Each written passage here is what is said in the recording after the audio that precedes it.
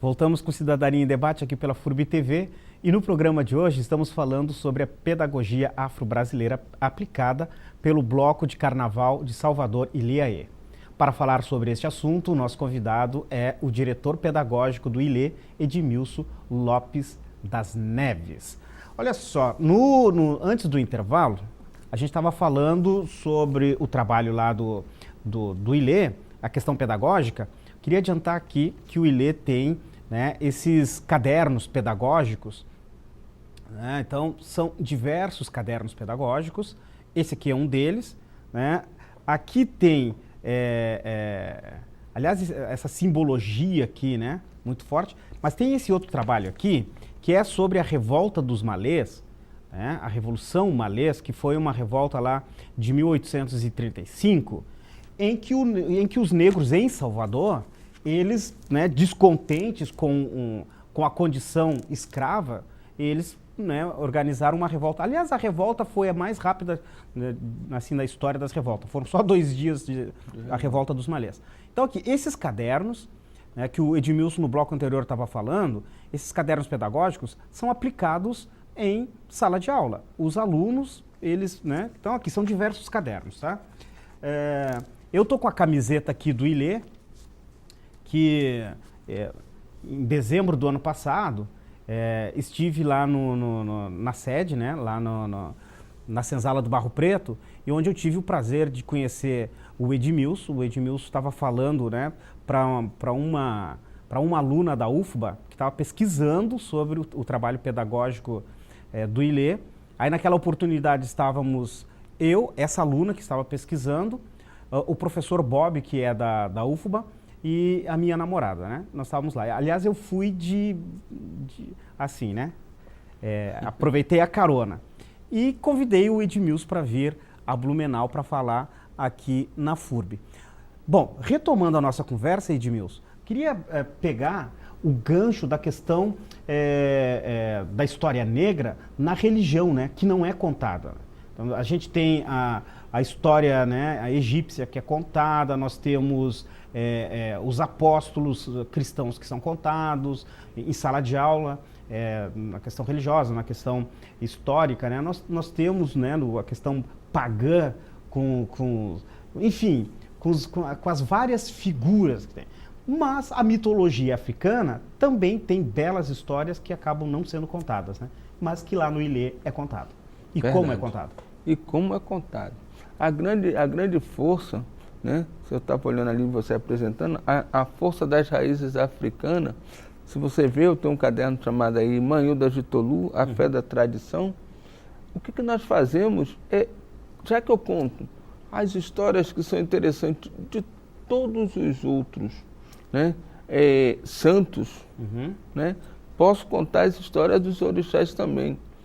É interessante, eu estava naquela oportunidade que tu teve em Salvador, que eu te mostrei o Negro e o Poder. O Negro e o Poder tem uma faixa que traz as ferramentas dos orixás, e o qual identifica a ferramenta a gente começou com a ferramenta do velho, né, de Omolu, que é um xaxará, e ali, quem é esse orixá? É o orixá da saúde, da doença. Aí eu trago Ogum, o metalúrgico, eu trago Xangô, a justiça, eu trago Oxalá, a paz e a fraternidade, eu trago as mulheres, Oxum, a beleza e a fertilidade, eu trago Yansan, né, a força, né, da energia das mulheres, e trago o Oxóssi, né, que é o orixá da fauna e da flora. O campo que você estiver atuando e falando desses orixás, e quem seja a sua plateia, nunca deixe de falar que a Lei 10.639, ela é específica, ela diz que a religião também é para ser tratada. Né? O campo que eu estou atuando, se eu estou atuando num campo que não é muito perceptível e precisa ter maiores informações de conhecimento, e eu tenho que falar da saúde, Vamos falar da saúde da população negra, que ela está articulada com aquele orixá que é o Omolu, né? A saúde da população negra, eu tenho a questão pressão alta, anemia falciforme, lúpus, né? Várias doenças que são acometidas para a população negra, e o próprio Sistema Único de Saúde não tem conhecimento ou não aprimorou profissionais que fossem específicos para aquele campo, né? A anemia falciforme é uma discussão em Salvador, que agora que ela deu o boom, porque a gente tem a Batifal, que cuida especificamente disso. Então a gente faz todos esses esclarecimentos. Deixei de falar do orixá, não deixei de falar do meu orixá. Estou falando da doença e da cura. Identifiquei a representação do orixá, que é o Omolu. E aí, como é que fica o conhecimento? O conhecimento foi disseminado, ele é rediscutido e está sendo representado. A discussão Xangô, o orixá da justiça. O braço forte de Xangô está lá, segurando a balança da justiça. Essa justiça dentro de nossas cidades, principalmente dentro de Salvador, onde são 86% da população negra. 86% da população de Salvador é negra. É negra. Depois do continente africano, o maior contingente de aglomeração de pessoas negras está em Salvador. No mundo que a gente está falando. Aí precisamos falar dessa justiça. Políticas públicas. Quais são as políticas públicas que precisamos implementar e articular para que todos possam acessar? É a forma como o olhar do educador com o cliente que ele vai estar trabalhando a questão de educação e da sua religiosidade que ele pode atuar. E olha só, você fica pontuando isso e que é uma coisa positiva, enquanto nós sempre tivemos ao longo da história, né, da história escolar, ensino-aprendizagem, a questão do negro sendo negativo, né? E aí a gente está fazendo esse outro olhar, que precisa passar pela escola. Precisa. O educador, independente de religião dele, independente de condição social, ele é ali dentro daquele espaço, ele é educador, ele é multiplicador. E ele está passando informações para aqueles seres em formação.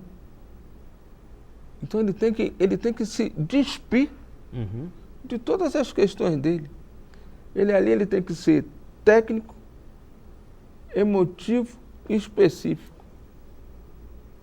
Se ele não for assim, ele acaba distorcendo, não cria um sujeito crítico, e ele não constrói e não se constrói.